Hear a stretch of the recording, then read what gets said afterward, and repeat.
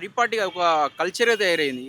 కనీసం ఏది ప్రశ్నిస్తే ఏదైనా మాట్లాడితే అది ఇప్పుడు మహా న్యూస్ మీద కావచ్చు, ఏబిఎన్ మీద కావచ్చు, ఇప్పుడు క్యూ న్యూస్ మీద కావచ్చు. అంటే మీడియా ఛానళ్ళ మీద దాడి చేసుడు, భయపెట్టుడు అంటే ఎందుకు ఈ లా అండ్ ఆర్డర్ అనేది కంట్రోల్ లేకపోయింది తెలంగాణలో? అప్పటి నుంచి ఇప్పటి రజాకారులు కదా వీళ్ళు. నిజామేమో తాగి తిన్నాడు పండుకున్నాడు, ఏమైనా పని చేసిండా? ఈ కేసీఆర్ కూడా అంతే, తిన్నాడు తాగిండు పండుకున్నాడు. 10 ఏళ్ళు ఎంపీగా ఉండి ఒక్కరోజు మహబూబ్నగర్ పోలే, ఒక్కరోజు కరీంనగర్ పోలే ఎంపీగా. ముఖ్యమంత్రిగా 10 ఏళ్ళు ఉండి ఒక్కరోజు సెక్రటరీ పోలే, ఒక్కరోజు అసెంబ్లీకి పోలే. డ్రామా చేసిండు, వచ్చిండు, మీడియాతో కూడా మాట్లాడలే.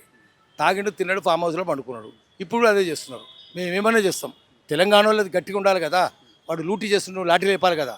ఇప్పుడు తెలంగాణ సమాజం మేల్కుంటున్నది, బీసీలు కూడా మేల్కుంటున్నారు. ఇప్పుడు మున్నూరు కాపులు మీటింగ్ పెట్టారు, తూ అంటున్నారు, అయిపోయింది కదా.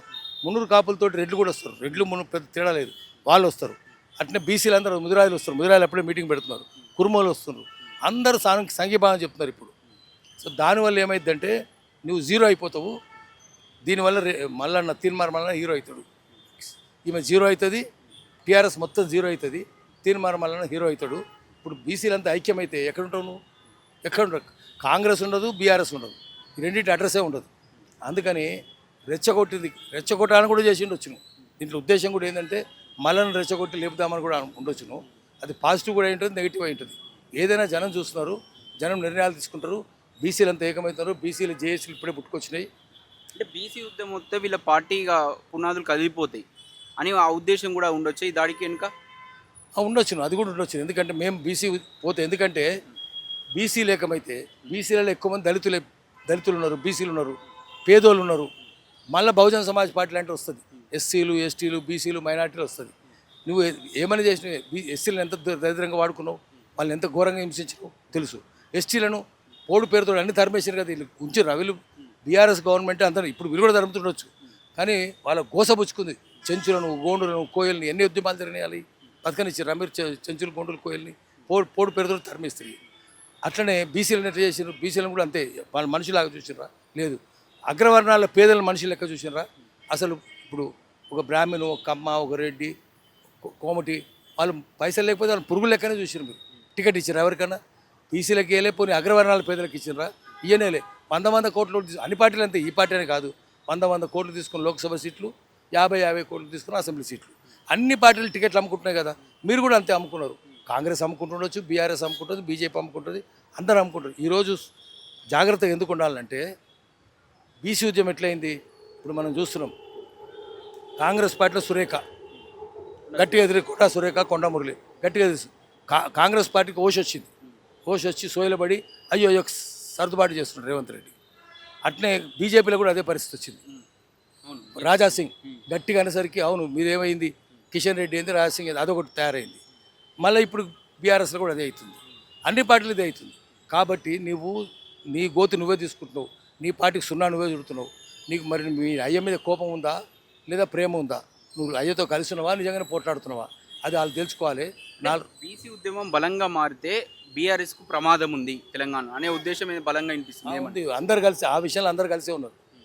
కేటీఆర్, కేసీఆర్, ఈమె అమ్మాయి, ముగ్గురు కలిసే ఉన్నారు. ముగ్గురు జాగ్రత్తగా గమనిస్తున్నారు. దానివల్ల నష్టం ఉంటుంది. కేసీఆర్కి అయితే నష్టం ఉంటుంది, బీఆర్ఎస్ నష్టం ఉంటుంది. త్వరలోనే భూస్థాపితమవుతుంది. నిక్కర్ పార్టీ అంటే BJP, liquor party TRS. Knicker party రెండింటిలోనూ బీసీ ఉద్యమం పెద్దగా వచ్చేటట్టుంది. కాంగ్రెస్లో కూడా వస్తట్టుంది. కాంగ్రెస్ అంత జాగ్రత్త పడుతుంది, అధికారం ఉండదు కాబట్టి. నిక్కర్ పార్టీలు జనాన్ని రెచ్చగొడుతున్నాయి, బీసీలను కూడా రెచ్చగొడుతున్నాయి. దానివల్ల రెండింటికి నష్టమే ఉంటుంది. మనం చూసుకోవాలి, ఏమైందనేది చూసుకొని చెప్పాలి. ఫ్రస్ట్రేషన్లో దాడులు జరిపిరనుకోవచ్చా? ఫ్రస్ట్రేషన్ అని కాదు, ప్లానే ఉంది. ఫ్రస్ట్రేషన్ అంటే ఇంకా ఏ దిక్కులేక చేస్తారు. మొత్తం ప్రీ ప్లాన్గా చేశారు, అనుకునే చేశారు ఇది. అందుకని ఏది ఏమైనా సరే ఈరోజు ఆమె మాట్లాడి బీఆర్ఎస్ పార్టీని భూస్థాపితం చేస్తున్నది. అందుకని రాజకీయాల్లో హత్యలు ఉండవు, ఆత్మహత్యలే ఉంటాయి. సో ఆమె ఆత్మహత్య చేసుకుంటుంది, పార్టీని కూడా హత్య చేస్తున్నది. అయితే మనం ఎందుకు అంటలేమంటే చచ్చిపోయిన పాము, don't flag a dead horse అంటారు. గుర్రం చచ్చిపోయింది, దాన్ని కొడాత కొడితే ఏం లేవదు కదా. అట్నే చచ్చిన పాముని చంపితే ఏముంటుంది, అది ఏం చేయలేదు. అందుకని బీఆర్ఎస్ని ఎక్కువ ఎందుకనమంటే అది చచ్చిన పామును చంపొద్దు, దాని గురించి చెప్పుకుందాము. ఆ చచ్చిన పామును ఆమె కట్టెతో కొడుతున్నది, మనం కాదు. మనం చెప్తున్నాం అమ్మాయి పార్టీ చచ్చిపోయింది కొట్టకని చెప్తున్నాము, ఆమె వినకుండా కొడుతున్నది.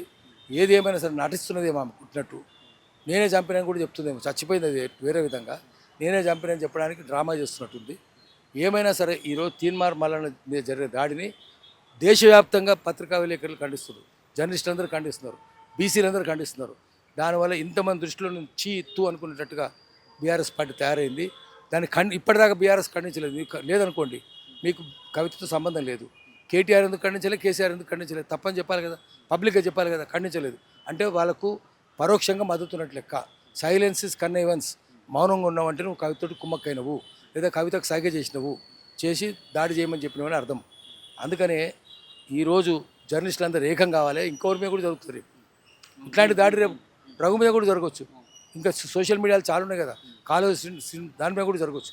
మొత్తం సోషల్ మీడియాను ఉతికి పారేసారు కదా. ఎందుకు సోషల్ మీడియాను చేశారంటే మీది అన్సోషల్ పార్టీ, మీ లీడర్లు అందరూ అన్సోషల్ లీడర్స్, జర్నలిస్టులు సోషల్. కాబట్టి అన్సోషల్ ఎప్పుడు సోషల్ కొంత ప్రశ్నిస్తుందంటే ఈ సోషల్ మీడియానే. పెద్ద పత్రికలు ఏమున్నాయి? పెద్ద పత్రికలు శ్రీశ్రీ చెప్పినట్టు పెట్టుబడికి కట్టుకథకు పుట్టిన విషయ పత్రికలు ఆంధ్రుల దిన పత్రికలు అన్నాడు. పత్రికలు గోరంతలు కొండంతలు చేస్తాయి, కొండలు కొండలు దాచేస్తాయి అన్నాడు. ఆ పత్రికలు ఎప్పటి నుంచి అట్నే చేస్తాయి. అదేవిధంగా చలపతిరావు ఏమన్నాడు?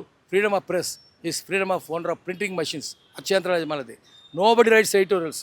ఏ సంపాదకుడు సొంత అభిప్రాయాలు రాయడు. ఎవరీబడి రైట్స్ ప్రొప్రైటోరియల్స్ అన్నాడు. ఆ ప్రొప్రైటర్స్ అంతా ఎవరంటే టెక్స్టైల్ మిల్, జూట్ మిల్ యజమానులని ఆయన అన్నాడు. ఇంకో మాట ఏమన్నాడు? పత్రికలు సమాజంలో జరిగే అన్యాయాలు చూడాలి, రాయాలి, కానీ అన్యాయాలు రాస్తలేవు. Journalism which should have been great strain and heart. సమాజంలో జరిగే అన్యాయాలతోటి చూస్తే అది హృదయభారంగా ఉండాలి.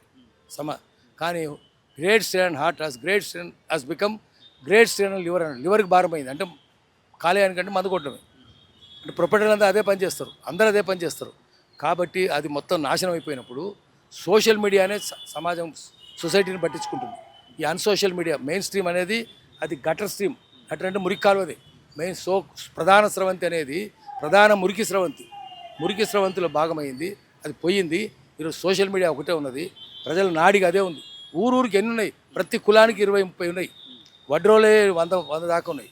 కమ్మరోలు ఎట్లున్నాయి, కుమ్మరోలు ఎట్లున్నాయి, కుర్మోలు ఉన్నాయి. ఎన్ని ఛానళ్ళు ఉన్నాయి ఒకటి దానికి. అన్ని కులాలకు ఉన్నాయి. అది సోషల్ మీడియా, మీది అన్సోషల్ మీడియా. ఒకటి మనిషే సోషల్ మీడియాగా మారిపోతాడు. ఇంకా ఎవరికి వాళ్ళు సోషల్ మీడియా. సెల్ ఫోనే కదా. సెల్ ఫోన్ చూసి రాజకీయ నాయకులు భయపడుతున్నారు. ఎందుకంటే అది AK-47 అయింది, షూట్ చేస్తుంది సెల్ ఫోన్ తోటి. AK-47 షూట్ చేస్తుంది కదా, షూట్ చేస్తుంది, అప్లోడ్ చేస్తుంది, అయిపోయి మీ ఇజ్జత్ అంతా పోతుంది. ఎక్కడెక్కడ ఏ ఎమ్మెల్యే ఏం దొంగ పనులు చేసిండు, ఏ ఎంపీ ఏం దొంగ పనులు చేసిండు, ఏ రాజకీయ నాయుడు ఏ లఫంగ పనులు చేస్తుండు. దొంగలు లంగలు లఫంగలే కదా వాళ్ళంతా.